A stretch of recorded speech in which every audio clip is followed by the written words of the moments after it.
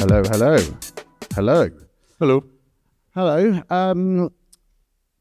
My name's Tom. I lecture here as an associate lecturer on Thursdays, teaching the music business course. And it's a huge pleasure to be able to chat with my good friend, McCall, otherwise known as Constant Follower. Hi, McCall. And I think this panel, we're going to be discussing kind of the opportunities and the challenges of building your audience, the kind of the options that you've got, and kind of sort of building community, building audiences, and because obviously with kind of traditional media not perhaps being as powerful as it once was, and everything being so much more fragmented, it's kind of sort of changed the way artists need to try and position themselves, and kind of sort of, connect with their audience. Because obviously when you and I first started out, which was, many moons away, radio, you had three main kind of sort of mediums. And you had radio, you had press, and you had TV. So it's three things, three gatekeepers, people within those kind of, those areas that are super, super important. They could make or break an artist's career. Radio is nowhere near as powerful as it once was. Still very important, but not as powerful. And of course, traditional media, most kind of young people, they don't even read traditional media necessarily. So they, it's all through social media. So in terms of kind of an artist that's, had so much experience, and by the way, you had a top 20 album last year in the UK charts. Is that right? Mm-hmm. Yes. And number 2 in the Scottish album charts? Well, it was number 1 really, apart from Lady Gaga. If she hadn't been there. All right.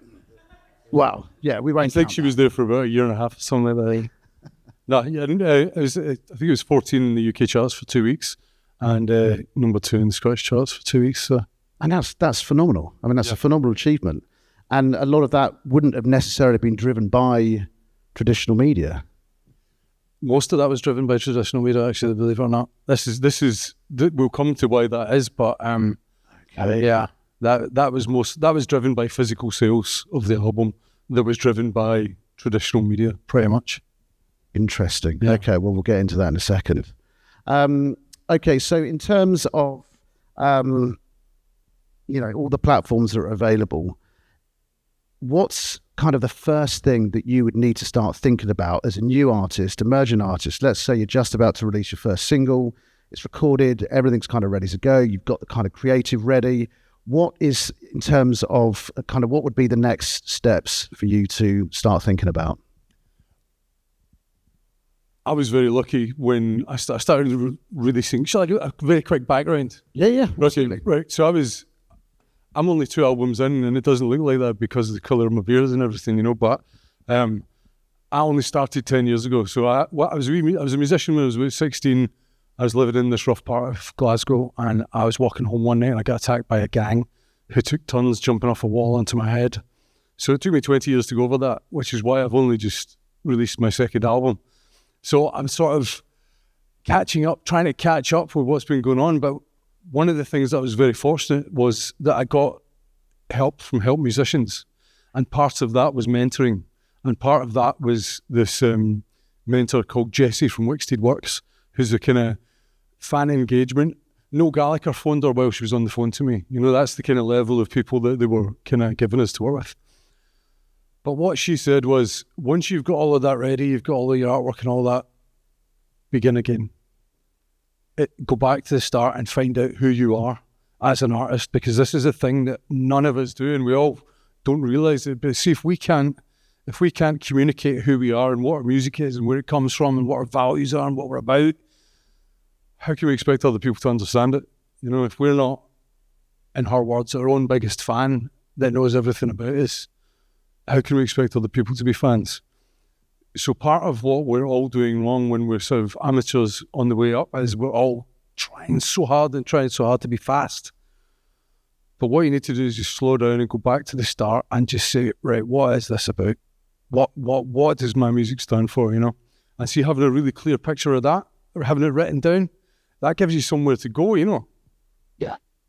And I think you're absolutely right, because it's as you say, if you meet someone, if you're kind of networking within the industry, if you'll speak to A&R people, managers, whoever it is, they're going to say, so tell me about your music. What do you like? And you need to kind of be able to kind of sum up everything in a couple of sentences. And that then forms your marketing plan. That then all the creative will come from knowing who you are and what you're trying to say, and how you communicate that. And communicating it across all your channels, having a really consistent kind of branding and stuff like that. That's a few stages forward. But being really strongly consistent, it means that anyone that comes across you, or if you're talking to an agent and they look at your work, it all looks the same, and they get an idea of what it's all about easily. You've got to try and remove any barriers like that to people engaging with your work. You've got to try and remove them. How many people in here are musicians? I've addressed, right, more than half, and all the rest of you technical people and working. How many of you are a jack of all trades? Yeah.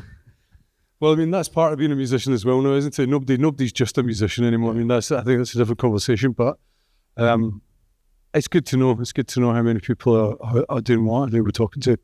How many of you are at the very beginning of your musical career? Okay, so you're all sort of like getting through that. I would put my hand up for that as well, by the way. We're all sort of, yeah. How many of you have heard of help musicians? Right. Help musicians is definitely someone to look to, because part of what we're trying to do, we're trying to make music in a age where music is free and there's no money.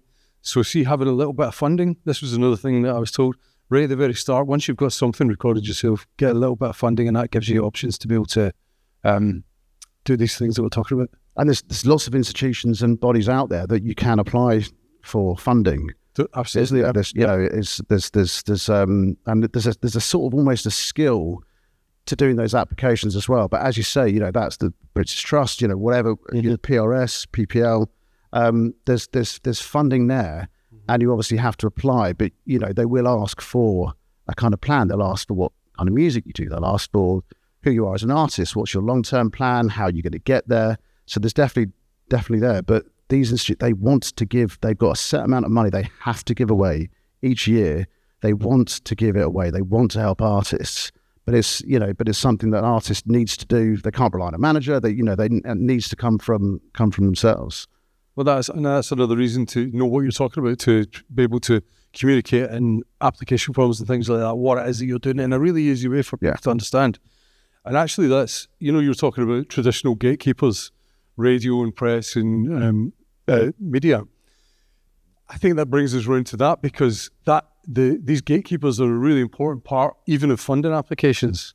For example, 5 years ago or 6 years ago when I started applying for funding properly, we still knew who the gatekeepers were. You could point at them, that's the person on radio, that's whoever it is. Now it's so much muddier. Who are the gatekeepers? Most of the time we don't know who's the playlist picker or whatever on Spotify, if we're counting that as a gatekeeper. But what happened with me is I recorded my first song, I sent it to the BBC Radio Scotland, and they played it, and that gave me that single quote. And that single quote is what opened up my whole career. Yeah. A quote from a gatekeeper, a quote from a trusted voice. And I can't even remember what it was. It wasn't anything particularly special, but then I could take that and go and apply for funding. I could take that and go to other tastemakers with that single quote. But that's the thing. And then, you create a flyer for your show, your first show. You stick that BBC quote on it. I'm still using it. Exactly. That's really important. So going back to kind of sort of figuring out who you are, because I get asked this a lot by kind of sort of performance students, and obviously there's so many artists out there, so much competition, and it's quite difficult to say, well, why am I different? I'm a singer-songwriter, but why am I different from all the other different singer-songwriters out there? So have you got any sort of tips on how you actually figure that out? Yeah, you just be completely genuine, you just be yourself. Because being yourself, you are completely different from everyone anyway, Yeah. See, when you start to push, the good music's going to get further and further away from you. You just need to find out who you are. Maybe that's part of it as well, thinking about who you are as a person and what you stand for. Because that's what your music stands for. Your music isn't a separate thing from you. This is just my opinion. when you start trying to be this thing, then the music, it loses that something, it just loses some authenticity or something like that. Yeah. And what people crave right now is authenticity. You know? People are sick hearing the stuff that is manufactured. They want to hear just true stories, authenticity. You know, they want to know a bit about the artist rather than just being this faceless person on a playlist. So the good way to set that up right from the start is just to be completely genuine with what you're doing. And that's really important, because I think one of the opportunities that artists have now, which we didn't have when we first started out, is the fact that there is so many platforms that you can access, that you can potentially get yourself heard and presented on. And I think so that, you know, that, whereas, you know, we go back to kind of, you know, just a few people at Radio 1, a few people at, you know, NME, you're not kind of aiming for these unattainable goals. It's like, okay, do you know what? I can communicate directly with my fans. I can access my fans. My fans can access me. So as an artist, we can all access our favorite artist, and we see exactly what's going on across a ton of different platforms. So whilst that is a fantastic opportunity, how do you navigate all the different options available to you? Someone wise told me quite early on that you can't. So what you do is pick one platform and just do it really, really well and build your audience there. If you're wanting to build your audience online, rather than trying to do all of them, you spend your whole life getting posts at different aspect ratio. You know, it's like absolutely soul destroying. If that's what you want to do, you shouldn't be being a musician. That's what you should be doing, because you will spend so much time. So what we did initially, or what I did initially, was just pick Instagram. It's the easiest one to communicate with people and show them things. So we tried to do Instagram really good. And then over time we discovered, well, do you like these put your hands up things? Who's been to a gig? Who goes to gigs? Right, everyone, pretty much, yeah. Who's went to a gig because they've seen a social media advert? 2, 3, right. Last year I spent £3,000 on social media adverts to get people to gigs. And in the ads, when you go into Meta ads, it shows you that all these people are clicking the link, all these people are engaging with it. And that's what I believed. And I just had this idea, at every gig on the last tour I did, I'm going to ask. So every gig I said, how many people are here? Honestly, I don't do this hands thing all the time. We're doing, how many people are here because, you know, social media advert? Out of 7 gigs, 1 person, £3,000, right? Social media is not what we believe. You know, all those likes and comments, all those millions of people on TikTok that like our song, that's one thing. But the other thing is getting people to come to your gigs and getting people to read your newsletter and getting people to engage with your music and getting people to buy it and sit with it. You know, the two completely separate things, though they feel the same. You can spend your whole life getting really good social media. But see, all of the social medias, that's all rented, you know. You get 10,000, 20,000 followers on Instagram. They change the rules tomorrow. You don't have any way of contacting them. I had last month, last month, I'm doing this campaign against BBC Radio Scotland that we might talk about. Meta closed my Facebook down, just like that, without telling me. And that was 10 years of getting fans, you know. I had no way to access it. I had no way to access the fans. It was gone. I had one appeal. My appeal succeeded. The other guy who was helping me with the BBC stuff, his appeal failed. And that's his 10 years of fans gone. You need to concentrate on your mailing list. You need to concentrate on the channels that you own, Bandcamp, your mailing list, bands in town even, you know, these places that you can build a following, build an audience, build a community, and you can download the email addresses. Because what's the point in spending all this money and all this time and all this effort on Instagram and making it great when they can take it away tomorrow? And you can, if you're trying to communicate with them, you're communicating with 1 or 2 or 3% of them at a time that see your posts. You know, 5, 10, 15% if you pay. Whereas I'm getting about 50% open rates on my MailChimp emails. You know? That is... I went off there.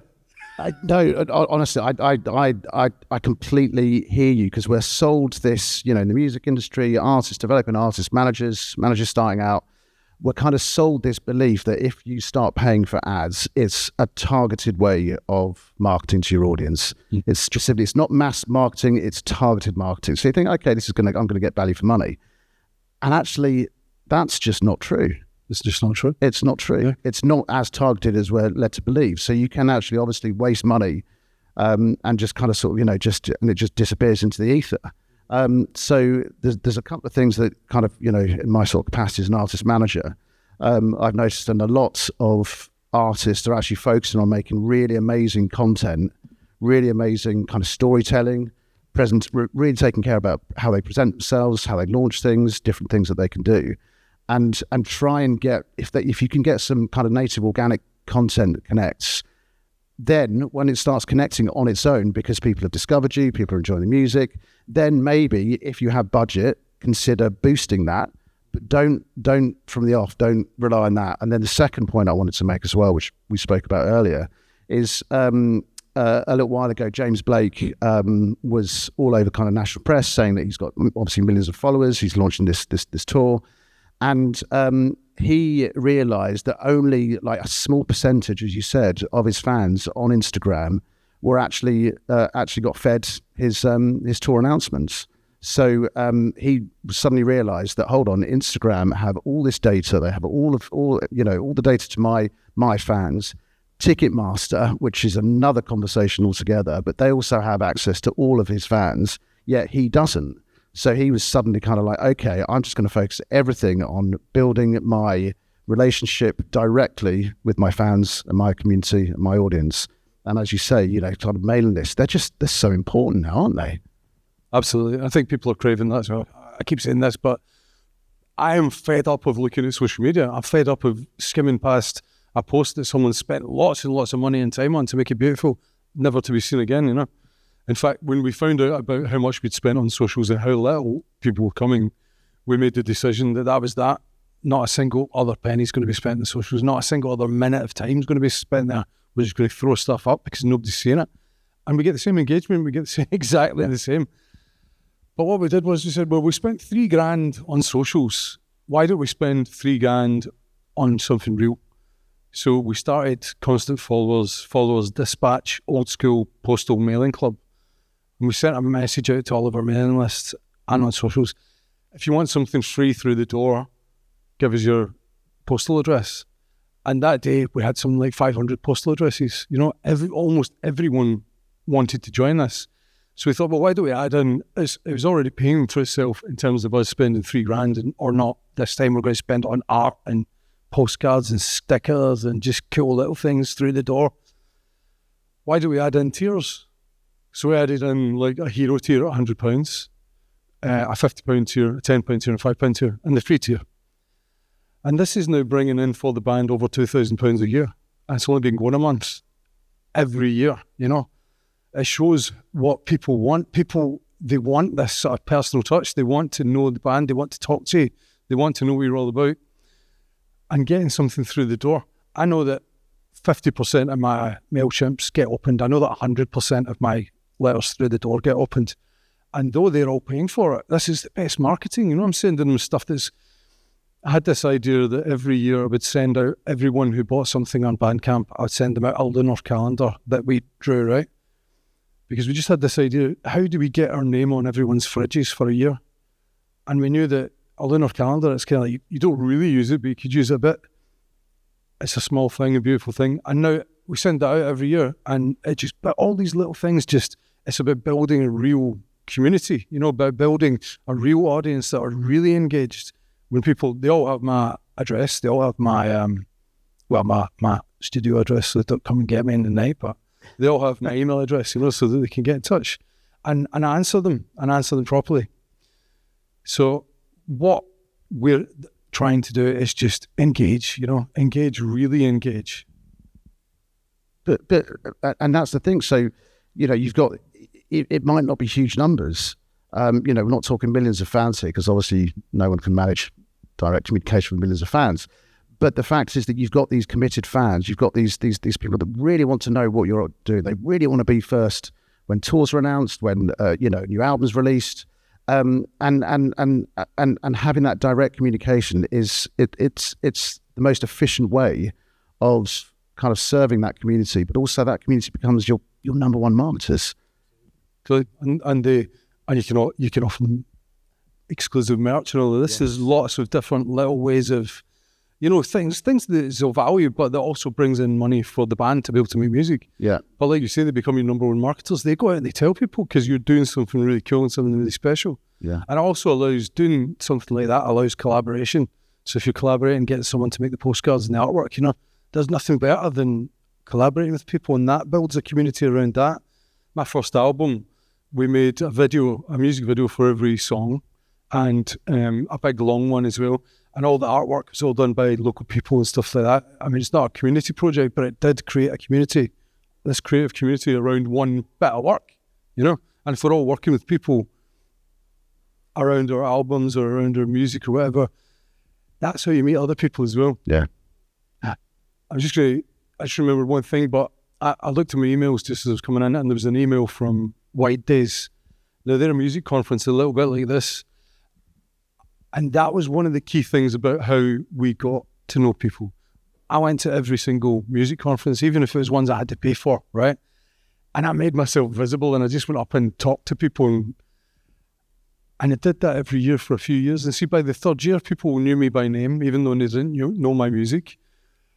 And that made me, when they thought of what band do I need to get for this or whatever, constant follow was the top of their mind.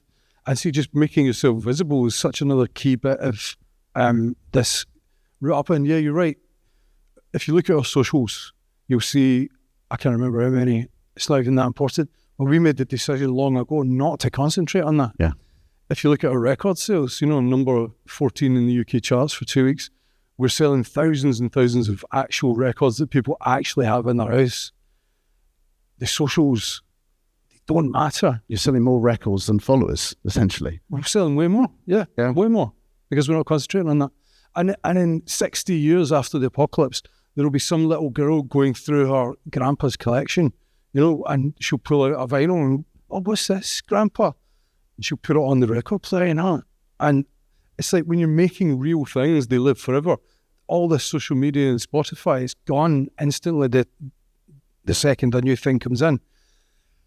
And your soul knows that. Somehow there's something that just feels horrible about doing social media. There's something, even when you make a nice post and you post it, you instantly feel horrible. You feel anxious about it, Even when you put your music on Spotify and then you go and look at the numbers the next day and it's 200 people or 2 people, what does that make you feel like? It's all, it makes you feel like you're in this competition.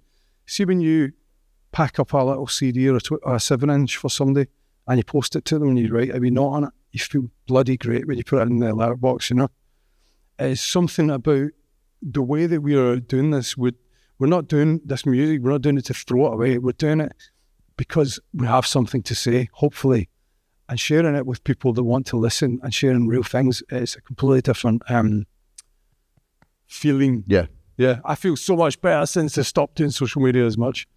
Today I posted out the first followers dispatch, and as I'm putting them in the letterbox, I'm just smiling because I know people are going to get that and they're going to open it and they're going to read it. It's a human connection, isn't it? It is. We music just resonates so emotionally to our souls that that's what you want to experience. And then when you go to a live show, that's a unique experience. Yeah. And if you're going to see one of your favorite artists, there's nothing better. There's nothing better. And then afterwards, you can then go and, buy a record, buy a T-shirt, get it signed, speak with the artist, say that it's fantastic.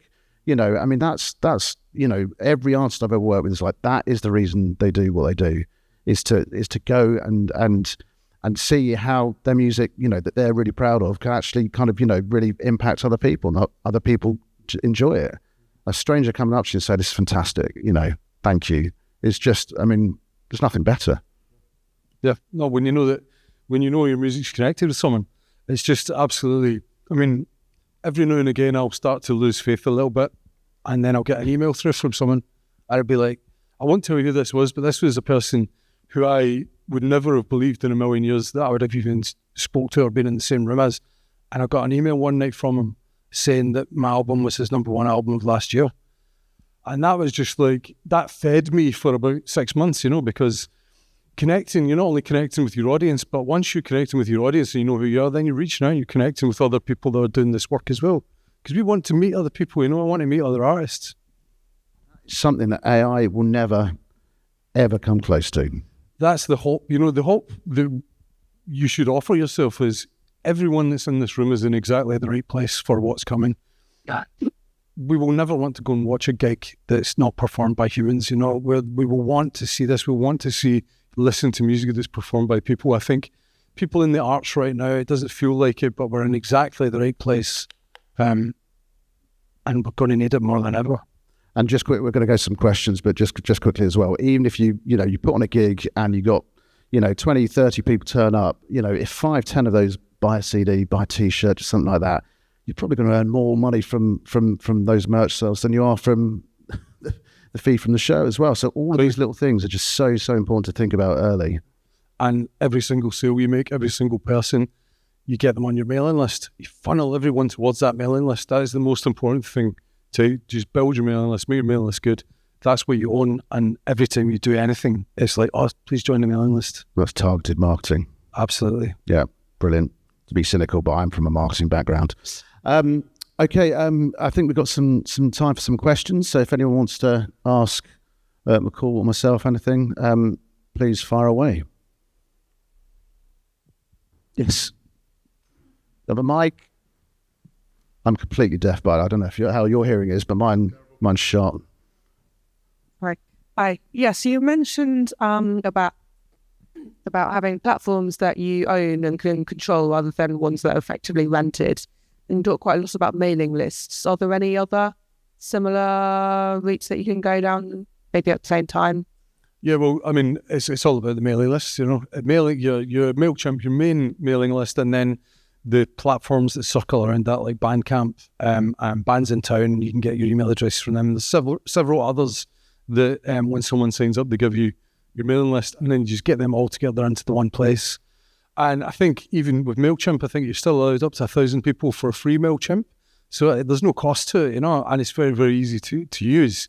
And even if your mailing list is 2 people, still, it's that building that personal connection, I have people who are on my mailing list, who are still on my mailing list, who buy everything now that I put out. If I put out a cap that I think's not particularly great, they buy it, because they just feel like they're part of something because we engage with them all the time. Yeah, fundamentally, website is just so important because obviously you can funnel people there. And as you said, you can kind of offer incentives for people to sign up to the mailing list and kind of sort of, whether it's early tour announcements, early kind of merch drops, release news. I've got a band that spend a lot of time on Discord, and we always announce every single tour early on Discord to our Discord community, which definitely, they feel appreciated.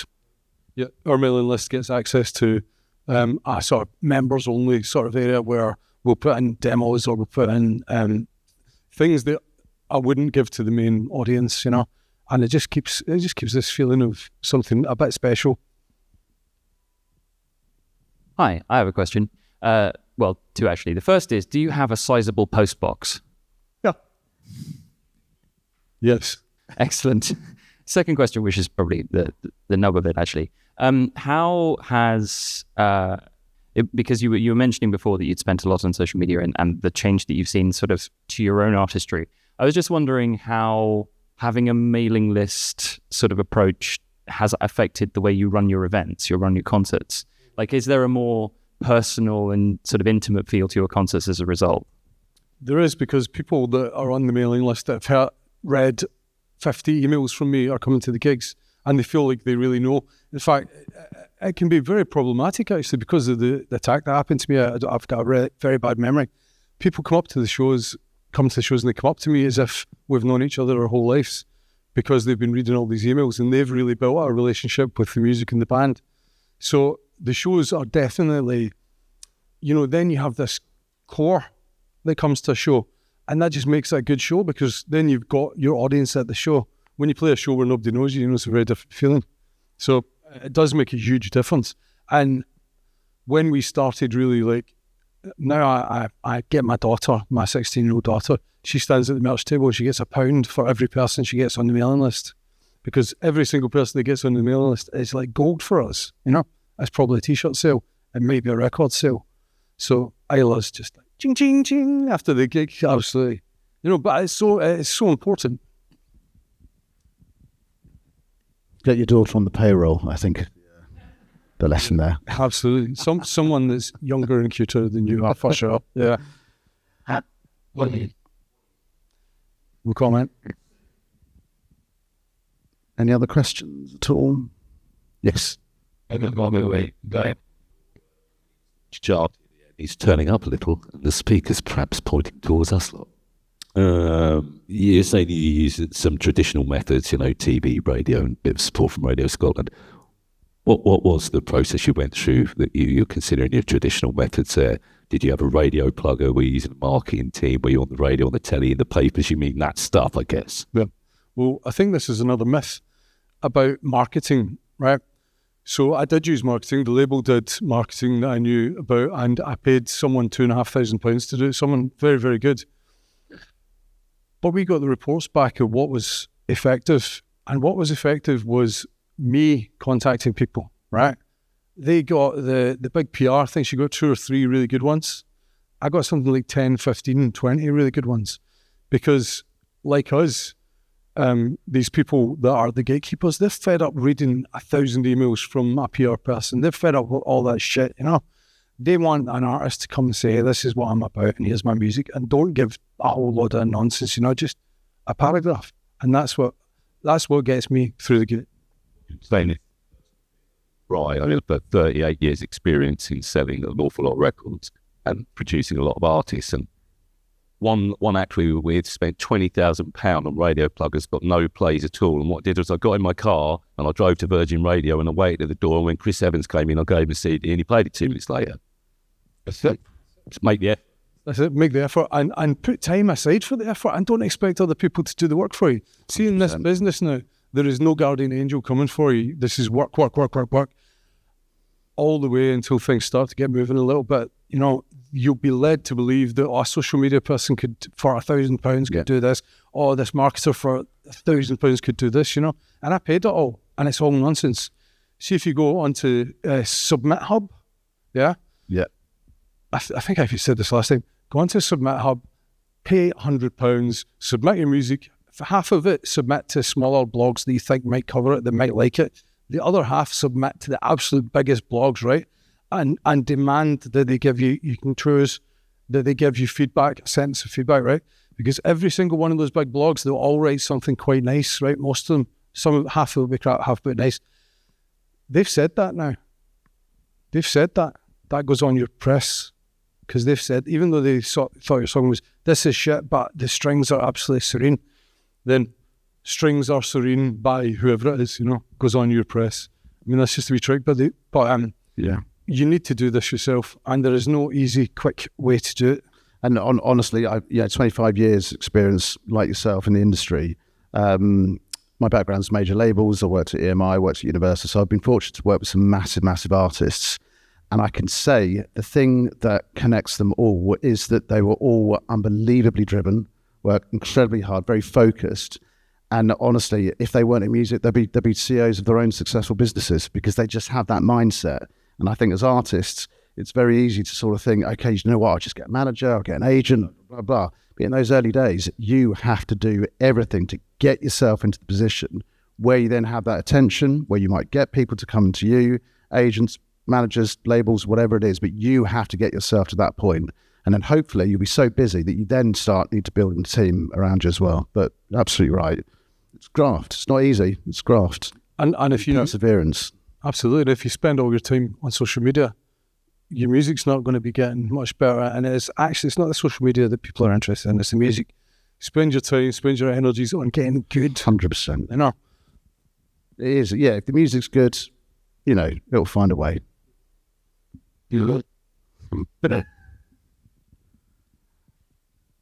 One more question, I think. Oh, yes.